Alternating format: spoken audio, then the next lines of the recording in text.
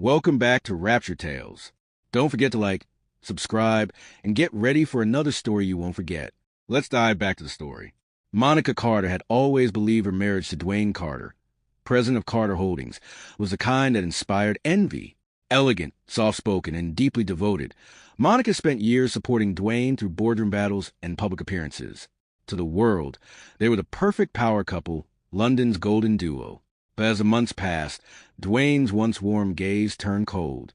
He came home late, carried 2 phones, and avoided her questions with the same rehearsed charm he used at press conferences.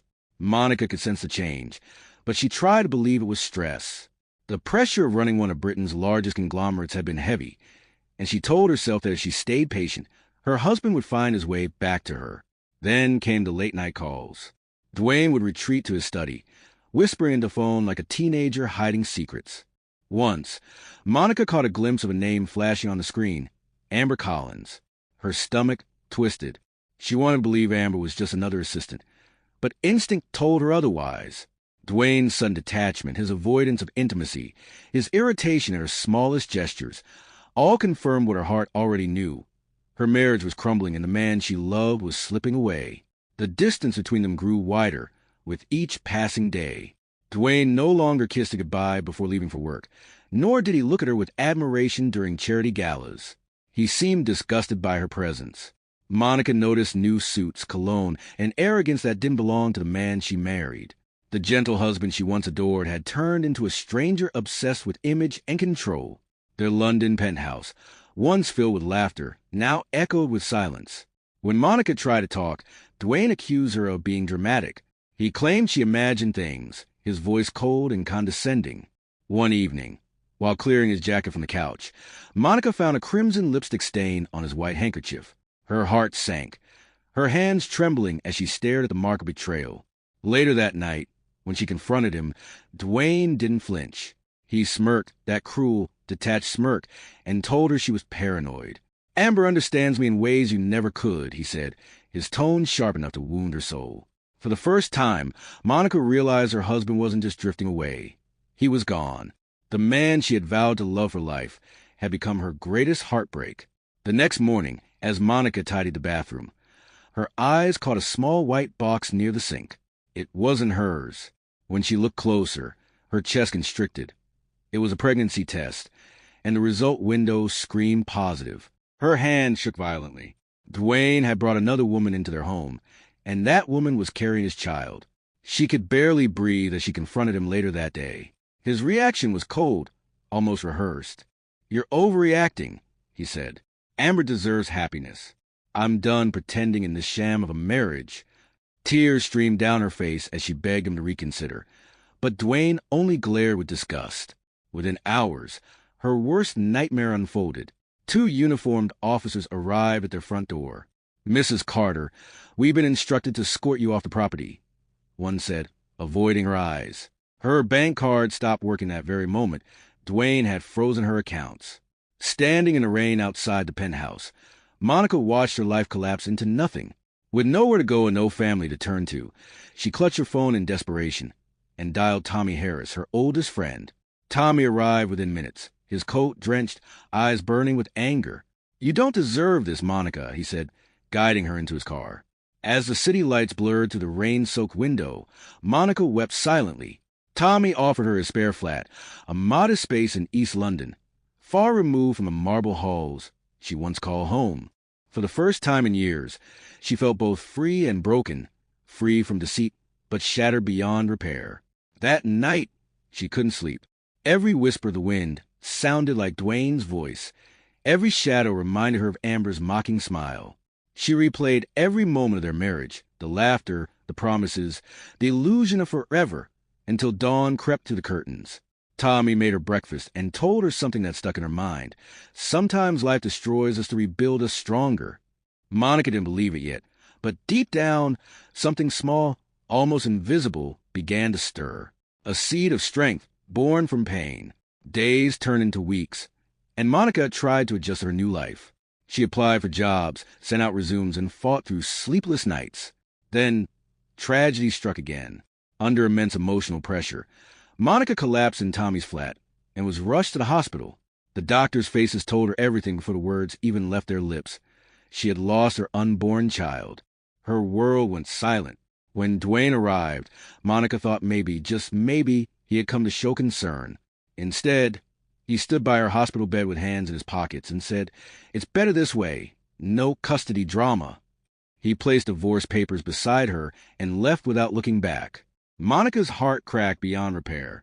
That day, she realized love without respect was a prison, and she would never be trapped again.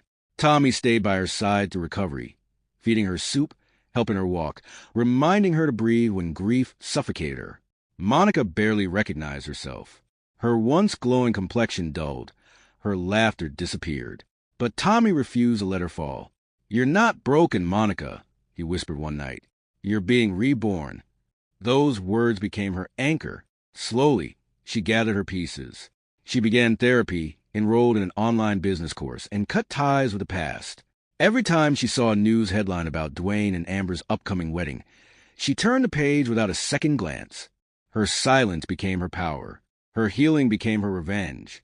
Months later, Monica re-entered the corporate world, quietly but strategically. Using her connections and natural brilliance, she landed a job at Westbridge Financial, one of London's leading investment firms. Her dedication, intelligence, and calm demeanor quickly drew attention. The board admired her ethics, something rare in their cutthroat world. Within a year, she rose to executive director. Behind closed doors, Monica began researching Carter Holdings. She discovered that Dwayne's empire was rotting, massive debts, legal troubles, and shady deals. Amber had no idea she was living in a financial time bomb. Monica smiled for the first time in months. Life had handed her pain. Now she would hand back consequence. Monica began subtly influencing Carter Holdings investors through her new position at Westbridge. One by one, key shareholders began to withdraw their support from Dwayne's company, unaware that Monica was the quiet force guiding them. Each board meeting at Westbridge brought new data and new opportunities to strike. Tommy, now her trusted advisor, watched her transformation with awe. "You're a storm in heels," he joked. Monica smiled faintly but kept her heart guarded. She wasn't driven by hatred anymore. She was driven by justice. The woman Dwayne had discarded was now the reason his empire trembled. At first, Dwayne dismissed the financial tremors as temporary setbacks.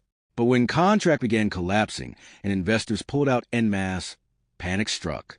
Amber blamed his incompetence, yelling during luxury dinners while he drowned in whiskey. Their once lavish penthouse was now filled with unpaid bills and bitter arguments. Dwayne called former allies, begging for extensions. Most ignored him. One, however, warned him that Westbridge Financial was advising many of his clients, and that Monica Carter now held an executive role there. That single revelation made Dwayne's world spin. For the first time, he understood the gravity of what he had done. He had underestimated the woman he once called weak. Amber's mask began to slip. The glamour faded as Dwayne's money dried up. She stopped pretending to care and started demanding. "I didn't sign up for poverty," she hissed during one of their fights. When she learned Dwayne's assets were being seized, she packed her designer bags and walked out, straight into the arms of another wealthy businessman. Dwayne was left alone in their nearly empty flat, surrounded by silence. He reached for his phone and scrolled through old photos, Monica's smile, her laughter, her gentle hands. Guilt clawed at him, but it was too late. Karma had arrived, wearing the face of the woman he betrayed. Months later, Dwayne scheduled a desperate meeting with Westbridge Financial to discuss restructuring. When the boardroom doors opened and Monica walked in as lead negotiator, the entire room fell silent. Dwayne froze. His throat went dry. "Monica," he whispered. She met his gaze, calm, regal, untouchable. "Mr. Carter," she replied coolly. "Shall we begin?" As she laid out the terms, every word sliced through his pride. Monica's voice never trembled, her authority unshaken. By the time the meeting ended, Dwayne knew his company was finished. The woman he threw away had returned, not as his wife, but as his judge. Carter Holdings filed for bankruptcy weeks later. The media swarmed the story. President's empire falls amid scandal. Dwayne became a national cautionary tale. He lost everything, his position, his fortune, and his reputation. Amber's betrayal only made headlines juicer. Meanwhile, Monica stayed silent. She didn't celebrate publicly or boast. Her victory was quiet, elegant, like her resilience.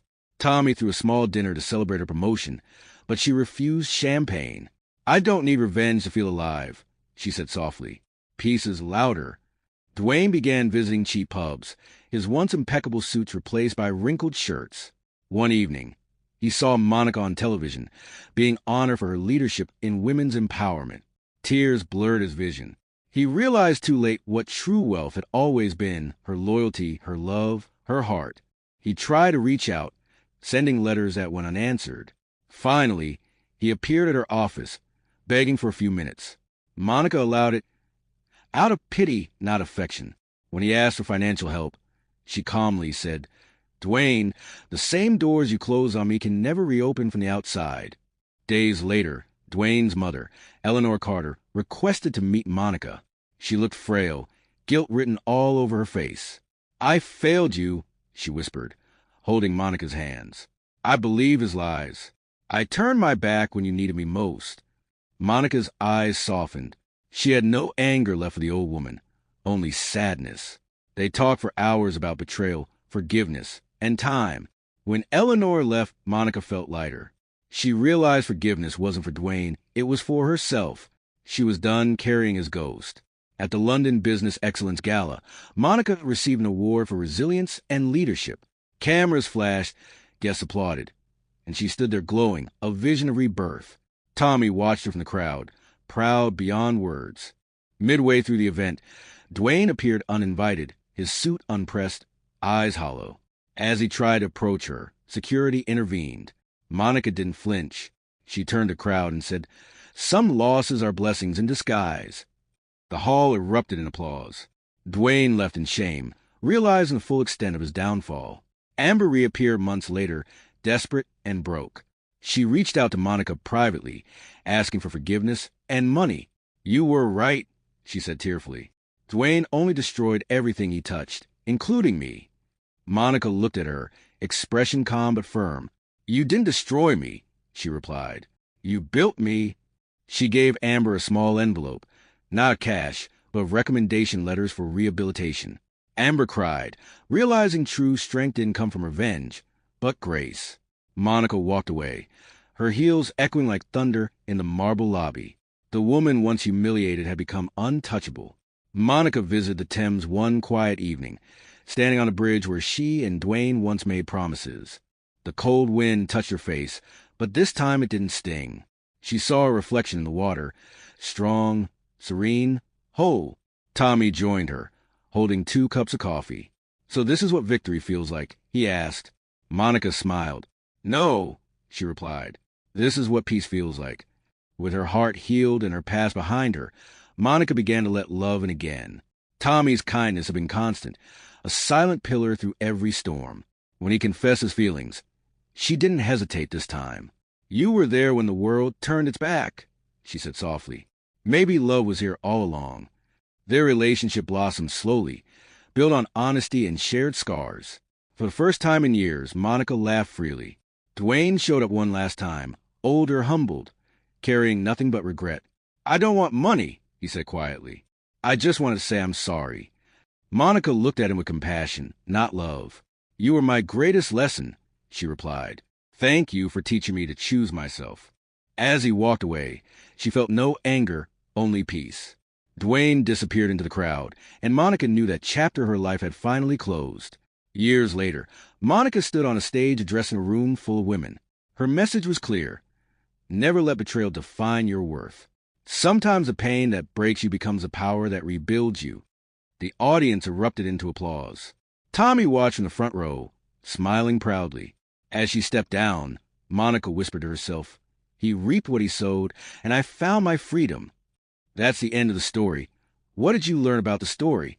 Please leave a like and subscribe to our channel for more interesting stories. Thanks for watching.